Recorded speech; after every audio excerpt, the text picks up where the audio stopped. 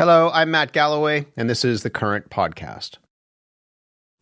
People in Alberta can now get some diagnostic tests without a doctor's say. As of last Friday, patients can get an MRI, a CT scan, an ultrasound, or an X-ray without a referral, as long as they can pay for it themselves. Only those whose tests lead to a new cancer diagnosis will be eligible for a refund. Premier Danielle Smith says the change will result in earlier cancer detections, improved health outcomes, and ease people's anxieties. I would say that an individual will have a pretty good idea whether something's not quite right with them. And in some cases, they'll be able to work with their practitioner to get the test that they need. And in some cases, they haven't been able to secure that. That's part of why we believe putting the power in their own hands so that they can get peace of mind testing is going to be very important. Jamie Cowling knows a bit about that sort of scenario. A few weeks ago, she injured her knee. She's now waiting to see if her specialist will order an MRI. We've reached her in Medicine Hat, Alberta. Good morning, Jamie. Good morning. How did you hurt your knee? Well, apparently I'm not young anymore, and I was jumping on a trampoline and didn't go the way I was hoping. Oh, I'm sorry to hear that. And I'm not as young as I used to be either. Yeah. How painful has this injury been? It's starting to get a little bit better, but in the beginning it was pretty unbearable. What was it like getting around? So the first, initially when it happened, it was a couple days taking it easy and elevating and everything. And then I chose to go back to work and try to, keep up with everything. And unfortunately further injured it, and it kept kind of sliding in and out. And then I had to go back to the emergency room, and they now suspect that my ACL has been torn. So the ligament's just not holding my knee in place any longer. I blacked out after you said sliding in and out. Yeah. So you went to the ER and they sent you to see an orthopedic specialist. What did that doctor say? He said that at the time when he had examined me, that there was just too much swelling to be able to tell which ligament was damaged and kind of what the treatment should be. So he just told me to take 2 more weeks off of work and we'll re-examine, which will be this coming Friday. So 2 weeks after that appointment. Well, how did you respond to that idea that you'd take another 2 weeks off work and hang back? Well, I just more or less said, could we at least book the MRI? And then if I don't need it after 2 weeks, then we could cancel it. But I just know how long the wait would be. So I was just hoping that to get on the list at the very least. And he had said that that's just not how they do things. And he didn't want to put me on the list just to have to take me back off of it if I didn't need it. But I just said, well, with the swelling kind of already still being so extreme that we can't do an examination on my knee, that it's probably showing that there's some damage that needs some work done. So might as well just throw me on there. And then, but yeah, he just was saying that that's just not how it's done and things like that. What's your impression? I mean, to get us into that concern, what's your sense of what happens if you're not on the list, or once you're on there, how long it takes to get an MRI?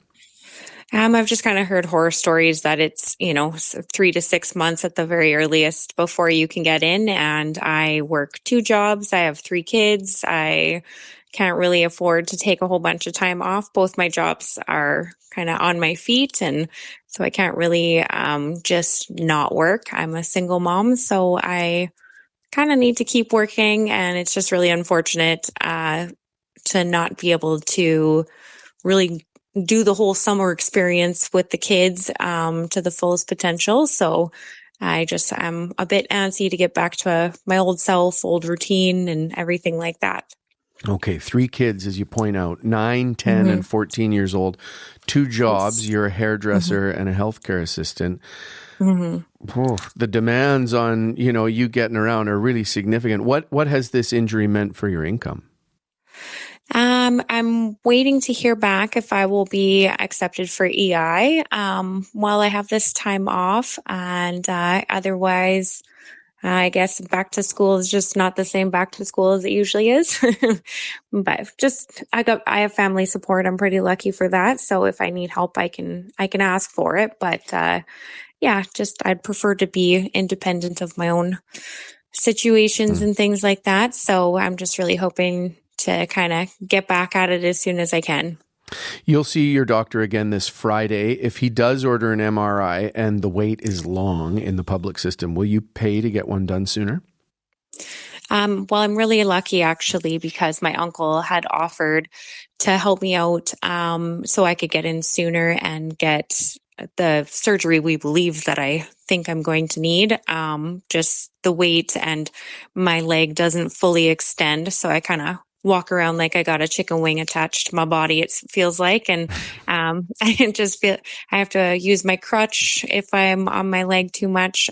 Just my knee gets swollen and things like that. So it's just not really something that I can just kind of use for an extended period of time. And so if your specialist, orthopedic specialist, does not order an MRI, will you consider getting one anyway? Yes, absolutely. Yeah, there's just no way that I am patient enough to just sit and wait for continuous referrals and having to go see different doctors for second opinions and things like that. I know something's wrong in there. And so I'm sure that the exam that he's going to be able to do this Friday will be able to show a lot more things. So I'm just hopeful that I don't need to have to go and pay for one, but if need be, that option is luckily there for me. Yeah, that's what it comes to. You'll do it. All right, Jamie, I wish you smooth and quick healing, and I really appreciate you speaking with us. Yeah, no problem. Thanks so much for hearing my story. Jamie Cowling is a hairdresser and healthcare assistant and mom of 3 who lives in Medicine Hat, Alberta. My next guest has some concerns about Alberta's new self-referral program. Fiona Clement is the director of the Centre for Health Policy at the University of Calgary's Cummings School of Medicine. Good morning, Fiona. Good morning. Thanks for having me. I appreciate you doing this. When you listen to Jamie share her story, talk about weeks in pain without getting a referral for an MRI, does a self-referral here seem like the way to go? You know, Jamie's story is very common, and I'm really sorry to hear that she's experiencing that. But I think it also highlights exactly what we're worried about with this policy, in that, you know, the Premier has said it's been really set up to diagnose cancer earlier, which clearly it's not being used for in the minds of Albertans already. And then also thinking about the financial strain that this will put on Jamie. And you heard her express concern about what this will mean and needing some help to deal with the high cost of an MRI. And then also the implication that private pay will get you quicker access. So those are the things that we're worried about in this policy. And you can hear it just got stood up on Friday, and it's Tuesday after a long weekend. And those things are already playing out with this policy being introduced. So. We heard Alberta Premier Danielle Smith at the outset of this conversation call these tests peace of mind tests. What do you make of that? Mm-hmm.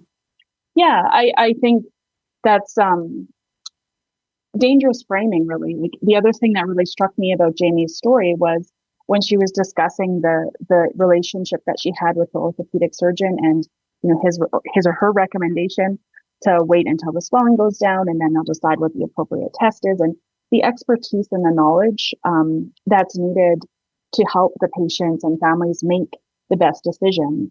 And so thinking about framing a diagnostic test as, something you can just do if you're worried, I think that really plays into people's vulnerabilities. And they need the support of a healthcare team, not only to help decide what the right test is, if it is indeed what they need, but also if you find something, what then? Like, you need to navigate the system again, and you need your care team, including physicians, to help you do that. There was something in there about, in this case, it's Jamie's relationship with a specialist, but I'm scratching my head thinking about how you think this might affect the doctor-patient relationship. If there's this ability for a patient to say, I disagree, I'm going to get the test. Yeah, I mean, I am worried about what this will do to the relationships. And also, thinking again about a patient who something is found, and you're going to need your care team to take the next step in your care journey, it is really tricky. And I mean, the other thing that isn't clear in this policy is, normally when you go and get a diagnostic test or any test done, the results are shared back with your physician who asked for it, and then you meet and talk about what's next. So in this case, I guess the results are going to be sent directly to the patient. You're going to be left to try and figure out, well, what's next? And there's no clear accountability from the system to do anything. You put it all back on the patient to figure out what's next, engage with your physician if that's what you need to do. And I'm really worried about it.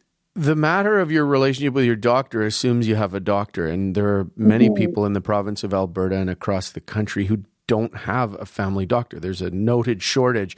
So how would a person get a referral if they can't self-refer or shouldn't be self-referring without clogging up the emergency rooms? I mean, absolutely. Access to primary care is a huge issue.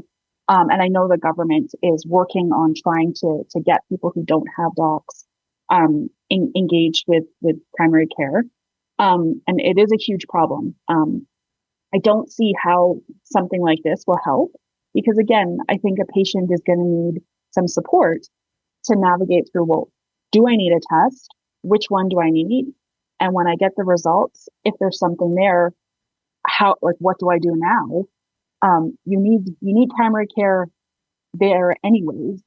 So this I really don't think is a helpful way to address primary care shortages. The Alberta Medical Association, the AMA, released a letter criticizing this move, saying, quote, more testing also means more false positives, incidental findings, and uncertain results that patients and the public system must then navigate. As you point out, if you're without a doctor's support, navigating all that would be extremely complex. What else might these tests pick up? And another way of looking at it is, isn't that a benefit to be able to drag a net and find out what you catch? Yeah, so definitely, I mean, bodies are different. Some people might have like a little funny bone, maybe a funny shaped spleen, who knows? And some of those things are clinically important and need action from the healthcare system. And some of them are just the quirks of human bodies. But a diagnostic test can't tell the difference. And so certainly more diagnostic tests like this, particularly without, referral from a physician, will lead to other things being found. And then once they're found on an image, they need to be followed up on, even if they, in the end are found to be not clinically meaningful. So coming back to our earlier conversation sort of about peace of mind tests, you might have people who are actually feeling pretty well, want to do a diagnostic test for whatever reason, just to ease some anxiety, perhaps. You find something and now the system has to jump into action. Whereas, you would never have kind of come forward with symptoms with this. But our imaging is so good and so sharp, it can pick up a lot of different things. So I think that is a real concern. And there's been previous studies that have shown increases in diagnostic testing do increase both appropriate and inappropriate care in the system. What do we know about how this will affect wait times in the public system? So every other example we have, both internationally and locally, when you introduce a private pay option, now these are private pay with physician referral. So this one is a little bit different because it's private pay without physician referral. But anytime we've seen a private pay option introduced, it does not decrease wait times in the public system. And it does have quicker access with those who can pay privately. And so I would expect that is what you'll see here. There'll be no impact, if not an increase, to the public wait time, and quicker access if you're willing to pay for it. What do you believe is at stake here for the public healthcare system as this change is introduced? I think a lot more than people realize. This is yet another step towards dismantling our universal public healthcare system that has committed to ensuring that Canadians have equal access to healthcare services and physician services without financial barriers. And this is another step away from that. And so it's a sad day for me. And I really am sad to see policies coming into place that give people better access because they can pay for it. We just have 30 seconds. I mean, what do you say to people who are living in pain, worrying, waiting about what's going on in their bodies, and are glad the government is taking a step to open this up? Yeah, I certainly understand that perspective. Of course, it's very difficult to suffer. But I would say, thinking about the things we hold dear in that our Canadian system, again, is about everybody having equal access without financial means. I think, write to your MLA if this is something that you don't support, and really stand firm on your commitment to the universal healthcare system. Fiona, we'll leave it there for this morning. Thank you for speaking with us. Thank you. Fiona Clement is the director of the Centre for Health Policy at the University of Calgary's Cummings School of Medicine. Renaud Brossard is Vice President of Communications at the Montreal Economic Institute, a public policy think tank. Good morning, Renaud. Good morning. Why do you believe that self-referrals for MRIs or CT scans are a good thing? Honestly, for a number of reasons, but I think Jamie's story really shows why this is so important. Right now, there's a lot of people that are waiting for a very, very long time to get these referrals. Being able to self-refer and to pay privately for that simply accelerates the process. It removes pressure on the public system, but also allows patients to get the answers that they're looking for a little bit faster. Now, it's interesting. I mean, you use the example of Jamie. She is not in a wait, like a queue to get this imaging. She's in the care of a specialist, and he's saying, or that doctor is saying, it's not yet time. Let's let the swelling go down and then check. There are cases like that, and I think that's exactly what this is trying to answer. It's letting patients take their healthcare a little bit more into their own hands, especially when it's having an effect on their ability to earn a living, on their ability to care for their loved ones, and on their ability, of course, to have a good standard of living. Somebody is that is in pain is going to try to find ways to finally get the treatment that they need, and essentially getting that self-referral for an MRI just makes it a little bit easier to get that treatment. And in some cases, it also allows for people to get a bit of extra peace of mind. If people are looking to get an MRI, if they're looking to get a health test, they're not doing it because they're bored on a Friday afternoon. They're doing it because they have a genuine scare about their health. And getting those answers might actually help lower that anxiety. The Alberta Medical Association says that this won't address the root causes of bottlenecks in the system and capacity. And as we just heard, there's concern this will increase the load on healthcare, as people try and interpret results and then have to go back into the system to have a doctor's support doing that. How do you respond to those concerns that this, in fact, increases pressure on the system? Well, so I would say for the first part, the fact that it's not going to address the root cause. Anybody that's trying to tell you that there is one small fix that's going to change everything about Canada's healthcare system is straight out lying to you. There are a number of things that need to be fixed in our healthcare system for it to work better. This is just one element that can make it work a little bit better.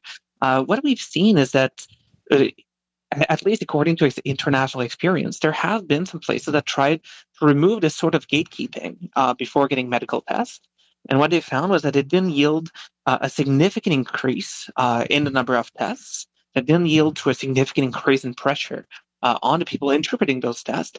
But what it did lead to was less visits to general practitioners, because in a lot of cases, patients will know what they need.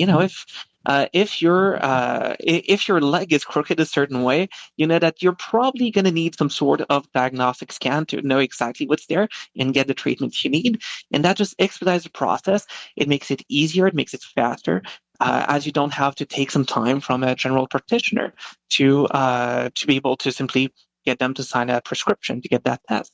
So there's a very interesting case study.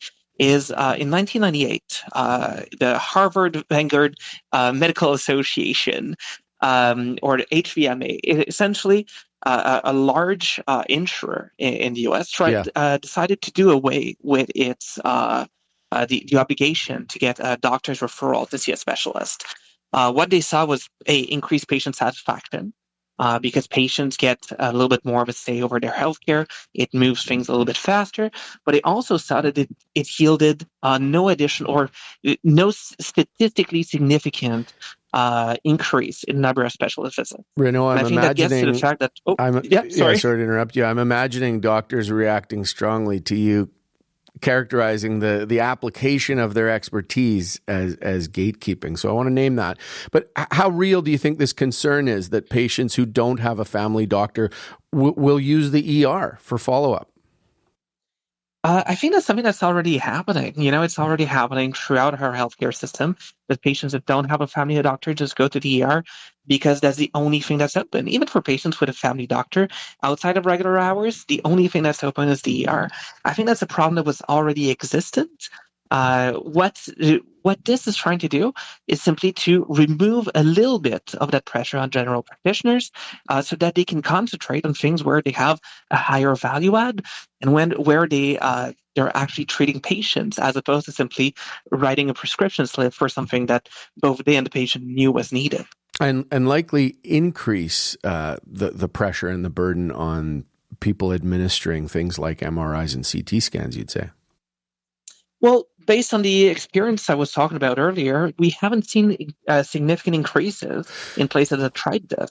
So ultimately, and even to an extent, that's what the Alberta Association of Radiologists, I believe, was saying, that the number of private scans is already low enough that even if it quadruples them, it's not going to add significant pressure on the system. I think this is a case where it's a small fix, it's an incremental fix. It's going to make things a little bit better. But yeah, it's not an entire fix of the health system, but at least it moves things a little bit in the right direction. Do you see any potential risks in this? I don't see a lot of risk. I would say I think the main risk depends on how it's being applied. I think it's going to be initially, and as one of your guests alluded to, it's going to be at least initially a little bit of an adaptation for the health system, but also for patients as they try to navigate that system. But ultimately, I think once that adaptation phase is done, we'll see that it's going to be yielding some significant benefits to Alberta patients. What do you say to the people who cherish universal health care and all that includes, and see this move as another step on a slippery slope? I would say that this is very much a move that's in keeping with universal healthcare. Universal means everybody has access to it.